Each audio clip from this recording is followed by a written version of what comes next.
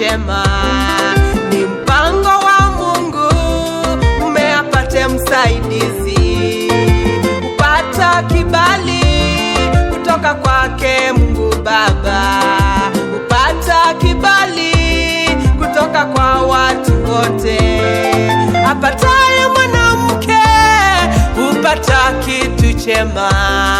Ni mpango wa Mungu kuoa na kuolewa, apata kibali kutoka kwake Mwokozi, apata kibali kutoka kwa watu wote.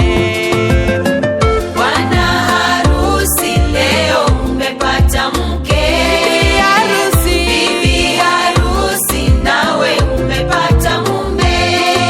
Ni vyema, mkimcha Mungu, watoto wenu walete furaha. Bwana harusi leo umepata mke, bibi harusi nawe umepata mume. Jitunzeni vyema, mkimcha Mungu, watoto wenu walete furaha.